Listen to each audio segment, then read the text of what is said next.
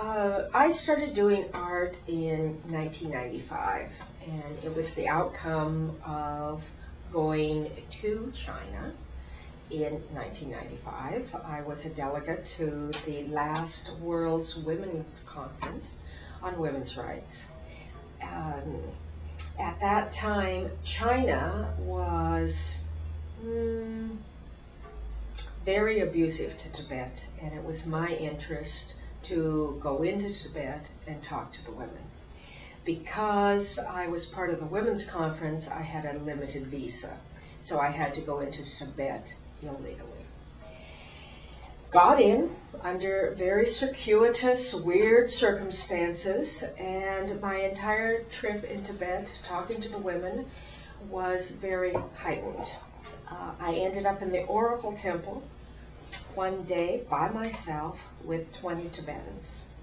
And in that moment, in their chants, I had an experience like nothing I had had in my life. I went blank. The only way I could describe it is I entered the void. There was no time, there was no space, there was nothing. I thought I was going crazy. I'd never had an experience like this. I had the experience in Tibet where my inner voice was unleashed, and the instructions were, you will paint. And I reminded the voice, I am a lawyer, I am not an artist. The instructions came again, you will paint. And they were strong enough. You have these times in your life where something happens that you know you must comply with the order that comes. So I paint every day. It is a passion. I listen to the voice inside me. It tells me what to paint, how to paint.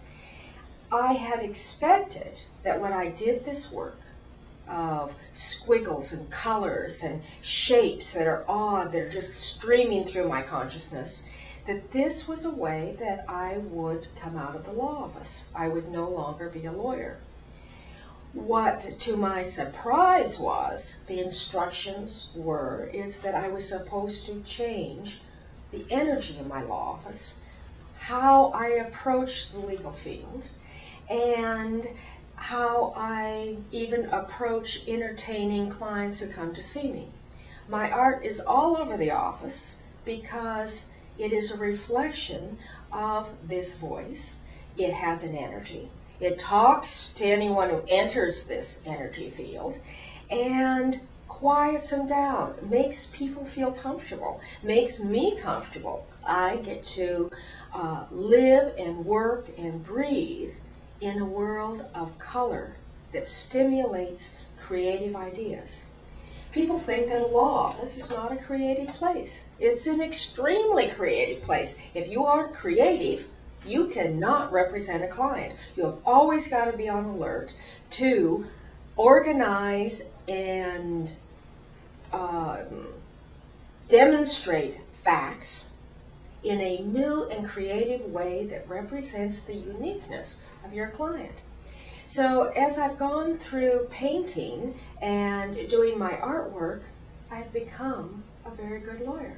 I look at the world in a new way. I keep my perspective open.